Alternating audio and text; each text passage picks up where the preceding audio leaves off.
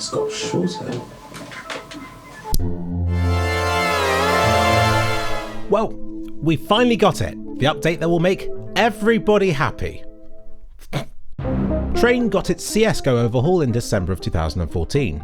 Now, 9 years and 11 months later, CS2 gets its own version, and it's probably an even bigger overhaul than CSGO's version got back in the day.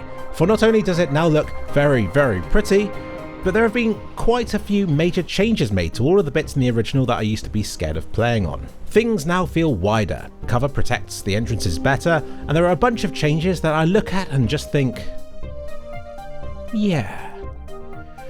I will be doing a more in-depth analysis than the one I just did at some point in the future, because that analysis deserves more time to cook. Curiously, the rain doesn't fall as you'd expect it to on this map though. It seems it drips over the edges of shelter and in front of lights, but I guess for visibility reasons it's not actually raining everywhere else. And we get to see the cool wet splishy splashy look on our weapons now as well.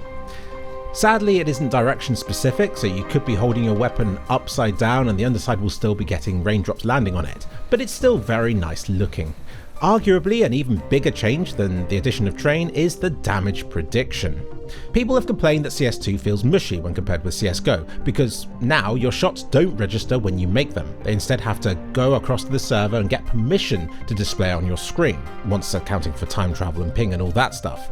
And it's only when it then travels back to your PC that it can display all the dinks and blood effects. So Valve have added an option that you can turn on that will display effects immediately. Now, the big plus side of using this damage prediction is that it will make the game feel much more enjoyable and connected with your actions, a lot more like CSGO did. And this might have all sorts of other knock-on benefits, like making the game feel less laggy and so on, maybe. However, the massive downside of using damage prediction is that what you see might not be what you get. As you can see in this clip, it's already leading to situations where players headshot an enemy but it doesn't count, which can understandably make it feel like you've been robbed of a kill, when actually, due to ping and time travel and what's going on your enemy screen, you didn't deserve that kill in the first place. So use damage prediction at your own peril. For the most part, it will make the game feel a lot better, but do know that you'll also get some fantastic CSGO clips that look really unfair that you can then post on social media to complain about the game with. By default, they've got the instant kill ragdolls enabled, but not the bullet impacts. This is an interesting compromise, so maybe they're just rolling it out slowly so as to minimize drama and to see how the community reacts. There are some graphical optimizations, first to the fire effects and second to the water effects, which they've done by removing all the water on overpass. What a shame. I am actually heartbroken about this, but I will investigate this further as well at a later date.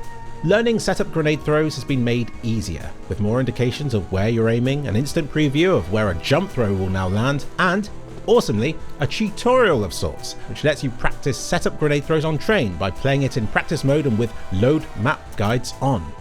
If you ask me, this is a brilliant idea. I've never been great at practicing grenade throws, mostly because I'm lazy, but also because there are just too many to learn from online, to the point where it's hard to gel what you learn with what everybody else on the server is doing. So by defining a series of default setup grenade throws that you can learn for a particular map, it establishes a solid baseline of setups you can practice to make you of use to your team. I suspect bothering to learn all these will already put your nade knowledge on this map ahead of 95% of other players, and then if you bother to study counter strategies against these and other ones you learn online, then you'll have a very robust knowledge indeed. And last, there have been a bunch of map fixes, and 4 of the community made maps have been taken out to make way for 4 new ones.